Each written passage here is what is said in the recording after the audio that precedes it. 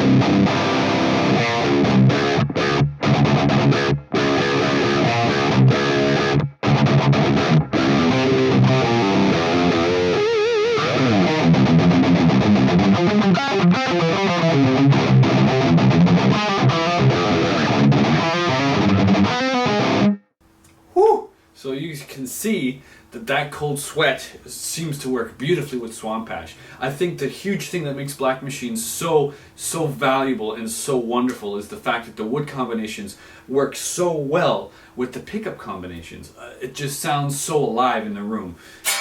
And even if you play it, obviously this is a sensation that can't translate to video, but it just feels super resonant. The neck feels nice and stiff. It feels like a solid piece of guitar. For a bolt-on, let's see camera B, for a bolt-on, it's definitely a wonderful bolt-on, totally uninhibited. So that's the distortion is hell channel. Let's dip into some clean tone stuff because we've got to see the dynamic range here. And of course we're going to finish with some leads.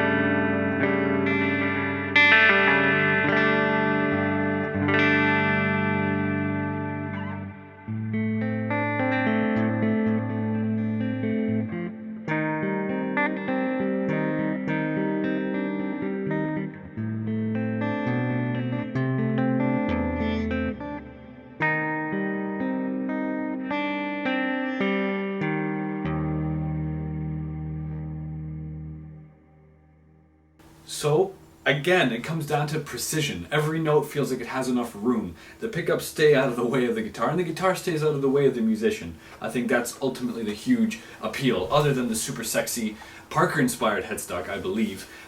You can flame me all you want if you think it's the other way around. I think that they're both very, very similar, and they look beautiful, and I love this kind of design. I think it's totally dangerous. It makes me feel kind of like, oh my god, is a headstock gonna snap? Obviously it's not.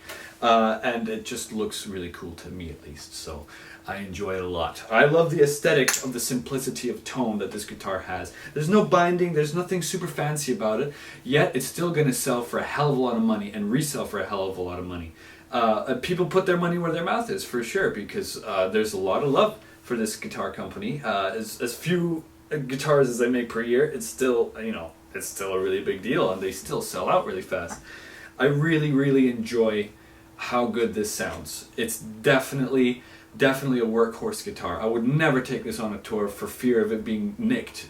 Genuinely, I would not want to take this, because if someone robbed this, like, you're never going to find it again, because who the hell is going to take it out? You know what I mean? Like, I don't know if anyone in Periphery has taken a Blackmachine on tour. I'm assuming no, but maybe that's a broad assumption, maybe not, I don't know. I think that they're great for studio stuff, and I think that they're great for learning on, for everything. Just not ever gonna take it on tour. Could you imagine if you get a B2 stolen? B2s are worth a hell of a lot of money. A B6, if this got stolen, I'd still be crying a lot. It's not a cheap instrument whatsoever. So now let's switch to the lead channel, enough of my babbling, and let's hear how it sounds with some different kinds of tonalities. So like I was saying earlier in the video, the painkiller in the neck position kind of bothers me with the Eichpickiness. So I've put in a Friedman HBE patch on the XFX2 that's got a little bit more of that saturation and a bit more of a mid-focus. Let's just see how it responds to that. Let me get into shred position. Oh boy.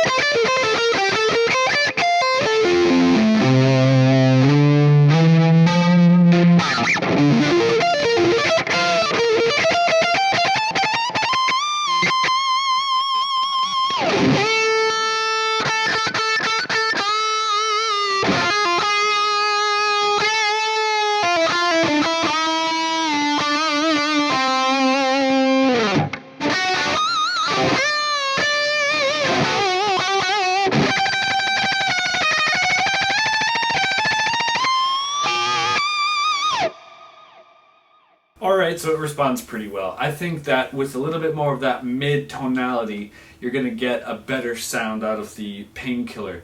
So again, I would put a VH2 in here because it's a smoother sounding thing. I don't know, maybe it won't work that well with Swamp Ash.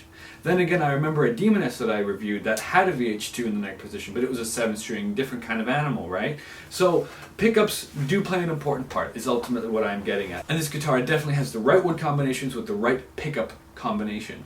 And it's just great. It's a beautiful instrument. I'm so happy that Mr. McLeod let me use this guitar for a review. It's been a pleasure every single day that I have been playing it. Thank you very much. And I mean, what? You think I'm going to put this thing down? The day I got it from the guy, I kind of held on to it for 7 hours. Just like, I don't think I'll ever have a chance with a guitar like this for a long time, so might as well, you know what I mean?